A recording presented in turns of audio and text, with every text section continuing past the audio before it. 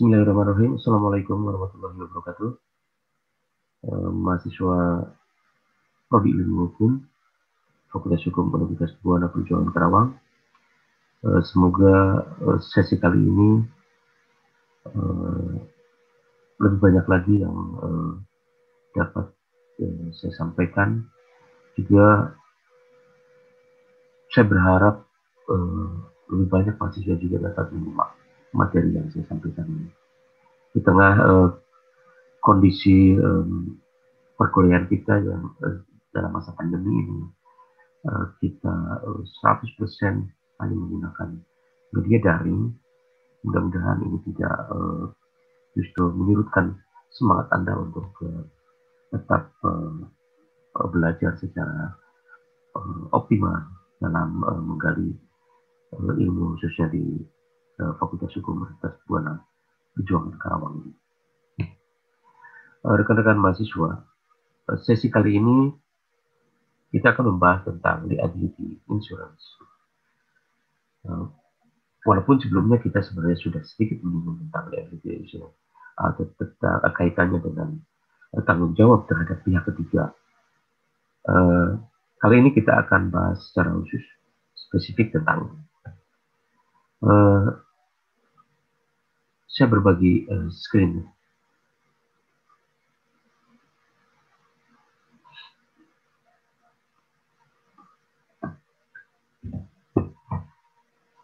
Liability insurance adalah asuransi yang menjamin tanggung jawab hukum terhadap kerugian yang dialami oleh pihak ketiga, baik berupa kerugian material atau kerugian harta benda, atau dalam asuransi dikenal dengan istilah property damage, maupun cedera badan atau bodily injury yang disebabkan oleh suatu peristiwa atau kejadian sehubungan dengan kegiatan usaha atau aktivitas tertanggung. Nah, tertanggung dalam hal ini orang yang atas risiko yang terjadi terhadapnya itu ditanggung oleh penanggung atau perusahaan asuransi. Namun dapat juga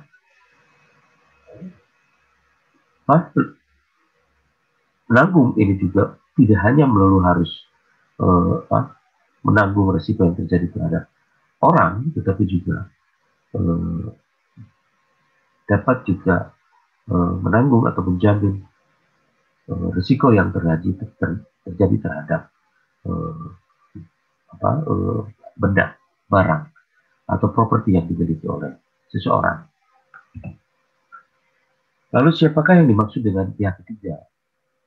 Kalau di pihak pertama kita mengenal adalah penanggung, dalam hal ini adalah pihak asuransi, maka pihak kedua adalah tertanggung yang atas dirinya ditanggung risiko oleh penanggung.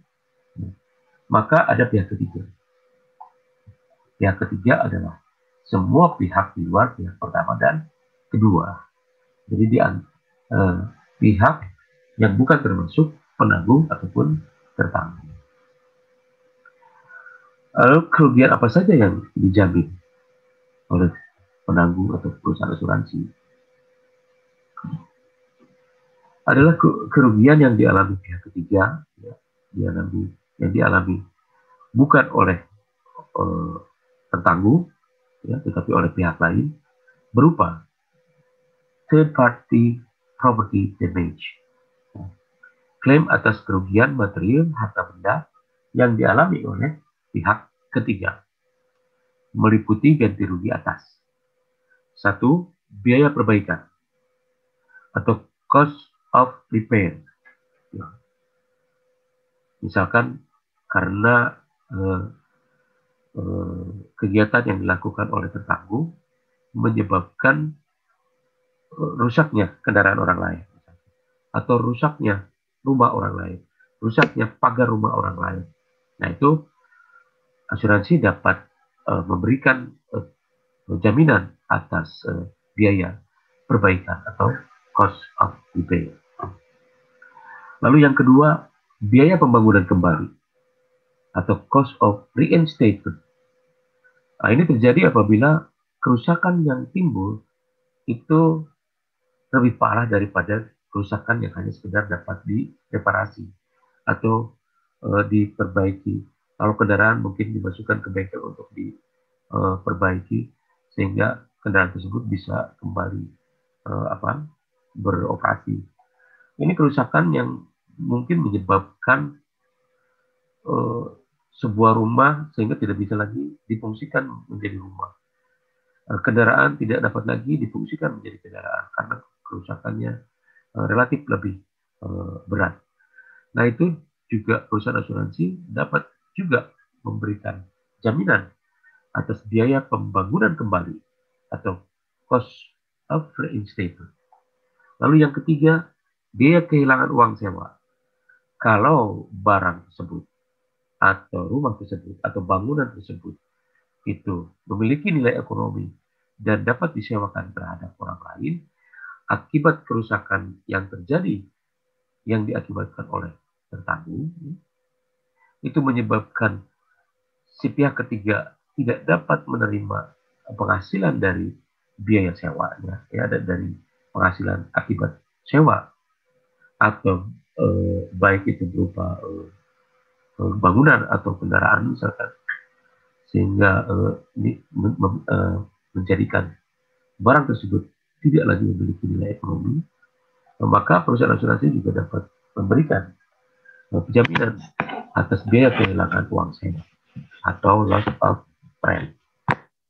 Lalu yang keempat, biaya kehilangan pendapatan selama masa perbaikan.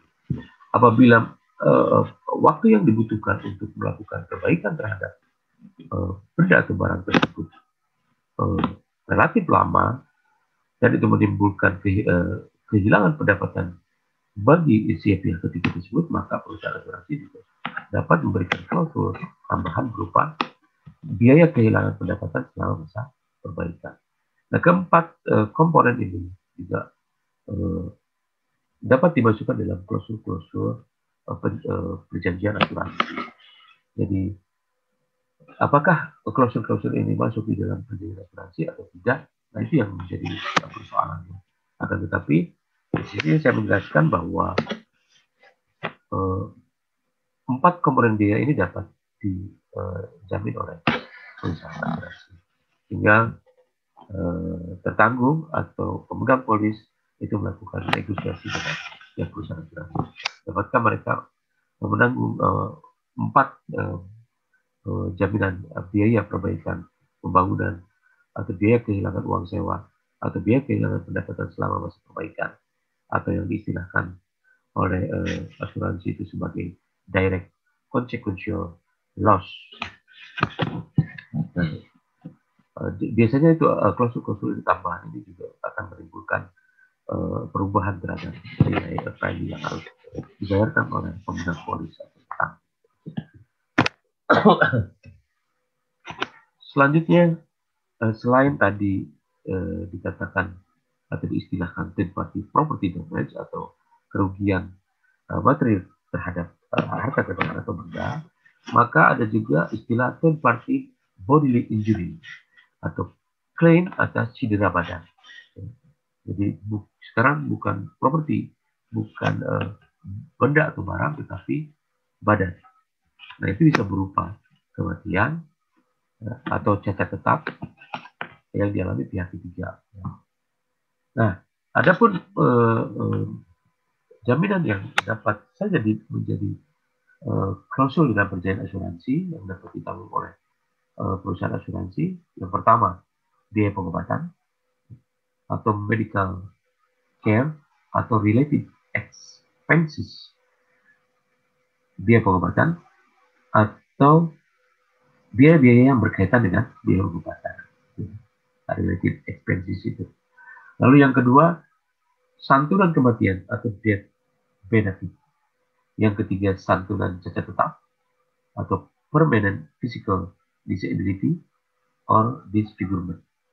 Jadi kalau akibat kelalaian atau akibat kegiatan yang dilakukan oleh tertanggung menyebabkan seseorang itu mengalami kecelakaan dan mendapatkan cacat tetap, ya, Di dalam asuransi itu ada istilah cacat tetap dan cacat tidak tetap. Nah, cacat tetap kaitannya dengan bahwa secara permanen fisik fungsi dari organ tubuhnya tidak dapat sama sekali tidak dapat melakukan kegiatan yang seharusnya. Akan tetapi kalau yang tidak cacat yang tidak tetap itu bukan terhadap organ yang vital atau sifatnya mungkin cacat tapi bersifat sementara saja. Lalu yang keempat, kehilangan pendapatan sementara karena tidak mampu bekerja.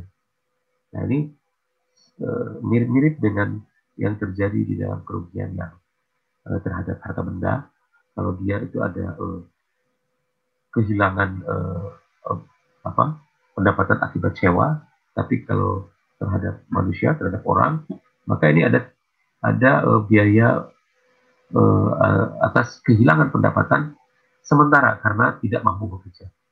Nah, tidak mampu bekerjanya mungkin karena sedang dalam proses pengobatan, ya, atau mungkin akibat kecelakaan yang menyebabkan dia tidak lagi dapat bekerja di bidang itu, gitu. Atau mungkin selamanya dia tidak bisa lagi bekerja akibat cacat tetap permanen. Maka perusahaan asuransi dapat memberikan klausul di dalam perjanjian asuransinya dengan istilah kehilangan pendapatan sementara karena tidak mampu bekerja, atau income loss because of accidents, because of time spent unable to work or undergoing treatment for injuries. Yang kelima, kehilangan pekerjaan atau pendapatan tetap atau selamanya tidak mampu bekerja akibat kecelakaan fatal, kematian atau cacat tetap. Ini apalagi. Jadi orang sudah tidak lagi mampu bekerja di pekerjaan sebelumnya atau mungkin di pekerjaan apapun akibat kecelakaan yang fatal yang menyebabkan cacat tetap atau justru bahkan kematian. Yang keenam, kehilangan kesempatan melakukan sosialisasi, pendidikan, training, rekreasi, atau kesempatan khusus lainnya. Ini luar biasa bahwa perusahaan asuransi juga memberikan opsi bahwa perusahaan asuransi dapat juga menjamin kerugian yang timbul akibat kehilangan kesempatan melakukan sosialisasi atau bermasyarakat akibat dari risiko yang terjadi. Lalu kehilangan kesempatan mendapatkan pendidikan atau melanjutkan pendidikan, kehilangan kesempatan untuk mendapatkan training, kehilangan kesempatan untuk berekreasi, atau kehilangan kesempatan khusus lainnya.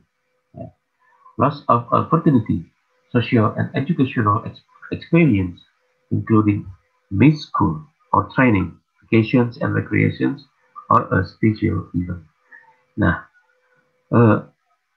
seperti yang tadi saya bilang, apakah klausul ini juga masuk dalam perjanjian di perjanjian antara pemegang polis dengan perusahaan asuransi dalam hal ini?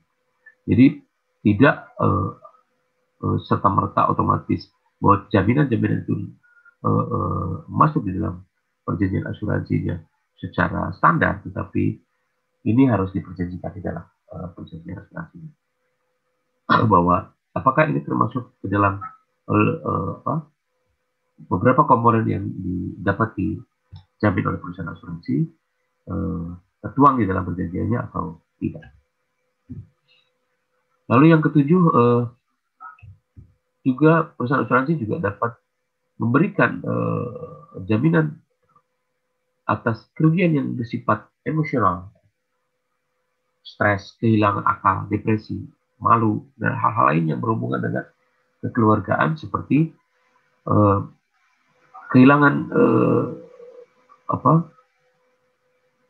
bukan kehilangan kesempatan kalau merawat anak, hal yang menyebabkan dia tidak lagi juga bisa merawat anaknya, atau mungkin seorang ibu sedang dalam kondisi hamil akibat dari kelalaian tertanggung atau akibat kegiatan yang dilakukan tertanggung menimbulkan kecelakaan terhadap seseorang atau pihak ketiga yang sedang hamil yang menyebabkan terjadinya keguguran, gitu. Atau bahkan terjadinya kekerasan seksual dan lain sebagainya. Jadi di dalam asuransi juga bisa menjamin hal-hal yang bersifat tidak hanya bersifat fisik, tetapi juga bersifat psikis. Emotional damages such as stress, embarrassment, depression, or stress on family relationship. For example, the inability to take care of children, anxiety over the effect of accidents on an unborn child, or interference with sexual relations. 8. Pencemaran nama baik. Ini sangat lengkap sekali karena perusahaan asuransi juga bisa menjamin kerugian akibat pencemaran nama baik atau defamation libel and slander, pembunuhan karakter, pembunuhan karir di dalam usaha, karir di dalam di instansinya atau karir politiknya.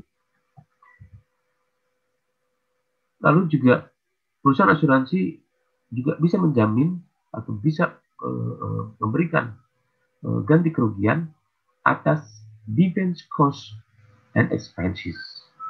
Apa itu defense cost and expenses? Yaitu biaya pembelaan klaim.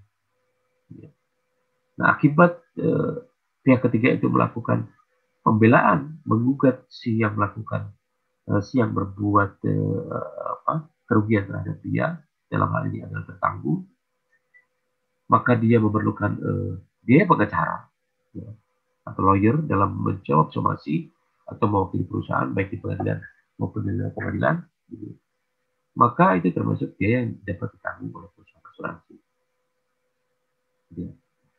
Nah, biaya pembelaan klaim ini seringkali merupakan komponen klaim yang paling besar dari klaim ditentukan pihak ketiga atau liability, yang biasanya terdiri dari tadi biaya pengacara atau lawyer, lalu biaya pengadilan atau biaya beracara di pengadilan, mulai dari tingkat pengadilan negeri sampai ke tingkat Supreme Court atau Mahkamah Agung, misalkan sampai kasasi, atau mungkin bisa sampai pada upaya peninjauan kembali. Lalu yang ketiga juga biaya saksi-saksi, mungkin untuk melakukan upaya-upaya hukum agar gugatannya dapat terhadap klaim asuransi itu dapat dipenuhi. Mungkin ya juga dalam proses upaya-upaya hukumnya dia memerlukan saksi-saksi yang itu harus dibayar atau harus diberi ditanggung biaya-biayanya. Lalu laboratorium, biaya surveyor, biaya penyelidikan, biaya investigasi yang dianggap perlu untuk pembelaan atas klaim. Nah, itu juga dapat ditanggung oleh perusahaan asuransi dengan catatan itu tadi bahwa masuk di dalam klausul perjanjian. Lalu yang keempat, biaya-biaya negosiasi, biaya-biaya mediasi kalau itu bisa diselesaikan secara mediasi. Lalu biaya-biaya arbitrasi itu yang berkaitan dengan hal-hal yang diselesaikan secara di luar pengadilan. Lalu upaya-upaya lain yang berkaitan dengan penyelesaian klaim atas risiko yang terjadi. Baik, rekan-rekan mahasiswa, berkaitan dengan itu, mengapa kita atau Anda butuh liability insurance? Sedangkan kalau kaitannya dengan pekerjaan yang sedang kita lakukan sekarang atau aktivitas yang sedang kita lakukan sekarang, itu adalah pekerjaan atau aktivitas yang tidak mengandung risiko atau mungkin risikonya hanya relatif kecil. Saya nggak perlu komponen-komponen atau klausul-klausul tambahan yang sangat detail itu yang menyebabkan nanti efeknya terhadap pembengkakan biaya yang harus dibayar atau biaya premi yang harus dibayar. Apakah itu bisa dijadikan argumen terhadap pertanyaan? Saya tidak punya risiko yang besar, baik di pekerjaan ataupun dalam kegiatan saya sehari-hari. Nah, untuk itu saya akan membahas tentang Kitab Undang-Undang Hukum Perdata pasal 1365 sampai dengan pasal 1380. Yang dikutip di bawah ini adalah bahwa pasal-pasal ini ada biasanya disebut sebagai dasar dari liability insurance. Di antaranya pasal 1365 Kitab Undang-Undang Hukum Perdata. Karena tertuang bahwa tiap perbuatan yang melanggar hukum dan membawa kerugian terhadap atau kepada orang lain mewajibkan orang yang menimbulkan kerugian itu karena kesalahannya untuk mengganti kerugian tersebut. Ya, ini yang di dalam pasal 13 65 itu yang bersifat umum. Maka apabila seseorang melakukan suatu kegiatan yang menimbulkan kerugian terhadap pihak ketiga atau kepada orang lain, maka dia wajib mengganti kerugian. Lalu dalam pasal 1366, setiap orang bertanggung jawab bukan hanya atas kerugian yang disebabkan oleh perbuatan-perbuatan, melainkan juga atas kerugian yang disebabkan oleh kelalaian atau kesembronoan. Lalu pasal 1367, seseorang tidak hanya bertanggung jawab atas kerugian yang disebabkan perbuatannya sendiri, melainkan juga kerugian yang disebabkan oleh perbuatan orang-orang yang menjadi tanggungannya atau disebabkan oleh barang-barang yang berada di bawah pengawasan. Sekali lagi, bahwa seseorang tidak hanya bertanggung jawab atas kerugian yang disebabkan oleh perbuatannya, tetapi juga dapat harus bertanggung jawab atas kerugian yang disebabkan oleh orang-orang yang berada di bawah tanggung jawabnya atau barang-barang yang berada di bawah pengawasan.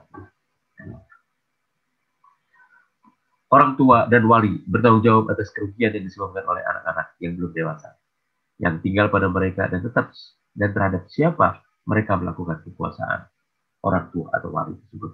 Jadi seorang orang tua bertanggung jawab terhadap perbuatan anaknya. Anaknya melakukan perbuatan yang menimbulkan kerugian terhadap pihak ketiga, maka orang tua yang wajib memberikan ganti kerugian terhadap orang yang dirugikan. Lalu majikan dan orang yang mengangkat orang lain, mengangkat anak begitu sebenarnya, untuk mewakili urusan-urusan mereka.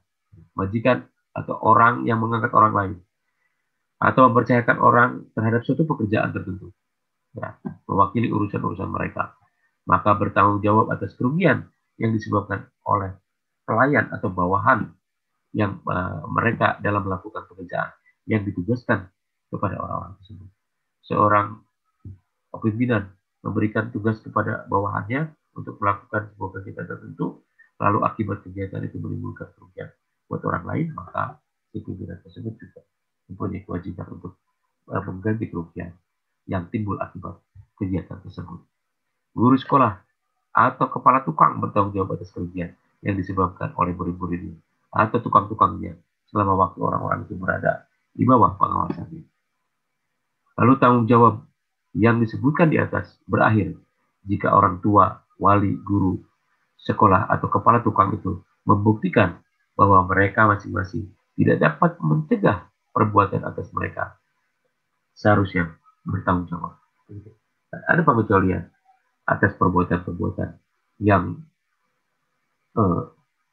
secara rasional itu di luar kendali dirinya. Tetapi kalau secara rasional itu masih dalam ruang lingkup kemampuan dia untuk melakukan pencegahan terhadap perbuatan yang berakhir pada tidak terjadinya kerugian terhadap pihak ketiga, maka itu tetap akan ditanggung jawab. Kecuali untuk hal-hal yang di luar kemampuannya, maka itu dikecualikan. Lalu di dalam pasal 1368, pemilik binatang atau siapa yang memakainya, atau siapa yang memanfaatkannya, selama binatang itu dipakainya mungkin di sini dimaksudnya adalah binatang itu dipelihara oleh dia, bertanggung jawab atas kerugian yang disebabkan oleh binatang tersebut, baik binatang itu ada di bawah pengawasannya maupun binatang tersebut tersesat atau terlepas dari pengawasannya. Nah, kalau berkaitan dengan binatang peliharaan, maka itu tidak hanya pada saat si binatang peliharaan tersebut dalam pengawasan kita, tetapi juga berkaitan dengan bahwa binatang tersebut terlepas dari pengawasan kita, atau mungkin binatang tersebut tersesat mungkin tempat orang lain yang menimbulkan kerugian terhadap pihak lain atau pihak ketiga. Gitu. Ya, jadi persoalan mungkin di sini adalah bagaimana cara membuktikan bahwa antara binatang peliharaan itu dengan orang pemiliknya itu ada kaitannya, apakah itu harus dengan surat-surat kepemilikan atau mungkin ada saksi bahwa itu binatang peliharaannya. Saya tetangganya dan saya tahu bahwa binatang tersebut adalah peliharaannya. Itu bisa juga seperti itu. Jadi ini tergantung di dalam proses hukumnya nanti apakah dapat dibuktikan atau tidak. Lalu di dalam pasal 1369, pemilik sebuah gedung bertanggung jawab atas kerugian yang disebabkan oleh ambruknya gedung itu seluruhnya atau sebagian. Ambruk seluruhnya atau ambruk sebagian kecil saja, tetapi akibat ambruknya ini menimbulkan kerugian untuk orang lain, maka dia juga wajib mengganti kerugian atas kerugian yang dialami oleh pihak ketiga. Nah, baik itu karena kelalaian dalam pemeliharaan gedungnya, ataupun akibat dari kekurangan dalam pembangunan, saat pembangunan, atau dalam penataannya. Itu tidak menjadi persoalan. Pemilik gedung tersebut harus bertanggung jawab. Lalu selanjutnya di dalam pasal 1370, dalam hal pembunuhan dengan sengaja atau kematian seseorang karena kurang hati-hatinya orang lain, suami atau istri yang ditinggalkan, anak atau orang tua si korban yang lazimnya mendapatkan nafkah pekerjaan dari si korban berhak menuntut ganti rugi yang harus dinilai menurut kedudukan dan kekayaan kedua belah pihak serta menurut keadaan. Jadi dalam kasus terjadinya meninggalnya seseorang, baik itu karena pembunuhan ataupun karena lain hal, karena kecerobohan atau kelalaian orang, maka sebenarnya keluarga korban itu dapat juga menggugat secara perdata kepada si pelaku. Dan ini diatur dalam pasal 1370. Di sini juga saya juga menampilkan bahwa hal-hal yang berkaitan dengan yang tadi saya sebutkan di atas, bahwa ada kaitannya dengan biaya-biaya yang dapat saja dijamin oleh perusahaan asuransi tergantung daripada saat dilakukannya perjanjian asuransi itu, apakah hal-hal tersebut masuk ke dalam klausul-klausul perjanjiannya atau tidak. Dan itu harus diperhatikan secara detail, karena dalam perjanjian asuransi maka yang menentukan adalah klausul-klausul jaminan yang tertuang di dalam perjanjiannya. Bukan hanya klausul-klausul jaminan terhadap risiko-risiko apa saja yang ditanggung oleh perusahaan asuransi, juga mungkin terhadap prosedur bagaimana pengajuan klaimnya, lalu juga terhadap ada hal-hal apa saja yang menyebabkan seseorang menjadi kehilangan hak untuk melakukan klaimnya. Nah, itu perlu diperhatikan oleh kita selaku masyarakat yang berhadapan dengan pihak asuransi dalam hal melakukan perjanjian asuransi atau kita menjadi peserta dengan satu produk asuransi. Kaitannya dengan pembelaan-pembelaan, silakan Anda baca saja di blog saya di kuntaradeni.com. Nah, itu lebih lengkap lagi, itu kaitannya dengan pembelaan-pembelaan yang mungkin bisa dilakukan oleh seseorang di dalam pada saat dia mengalami gugatan terhadap hal-hal yang berkaitan dengan liability insurance atau pertanggungjawaban terhadap kerugian yang timbul kepada pihak ketiga. Mungkin itu kaitannya dengan profesi advokat. Mungkin kalau Anda bercita-cita menjadi seorang advokat, lalu Anda mendapatkan klien yang kasusnya berhubungan dengan asuransi, khususnya mengenai liability insurance ini, atau mungkin Anda mau membela diri Anda sendiri sebagai tergugat, mungkin ya, Anda tinggal baca-baca saja secara detail, termasuk dengan kasus-kasus yang sudah terjadi. Saya juga memberikan contoh-contoh kasusnya. Baik, rekan-rekan mahasiswa, kali ini adalah sesi ke-14 memang bukan sesi terakhir, tetapi di sesi terakhir biasanya saya akan mereview materi-materi berkaitan dengan persiapan menghadapi ujian akhir semester. Ingatkan saya untuk kembali mereview semua materi, baik dari pasca UTS kemarin atau sebelumnya. Kita juga bisa bahas itu, baik secara daring ataupun mungkin Anda bisa melakukan konsultasi secara offline di kampus, akan tetapi tetap menjaga menghindari kerumunan, menjaga jarak, dan tetap patuh atau taat terhadap protokol kesehatan. Selalu cuci tangan menggunakan sabun yang sudah disiapkan oleh universitas dan fakultas. Lalu hand sanitizer kalau di dalam ruangan juga kita sudah siapkan. Lalu tetap selalu menggunakan masker. Lalu jaga jarak aman antara satu dan lainnya. Terima kasih atas perhatian rekan-rekan dosen sekalian. Pertanyaan-pertanyaan dapat Anda sampaikan di dalam WA Group ataupun di kolom komentar di video channel video YouTube saya, di mana video yang saya rekam kali ini akan saya upload di situ. Sekali lagi, terima kasih. Wabillahi taufiq wal hidayah. Wassalamualaikum warahmatullahi wabarakatuh.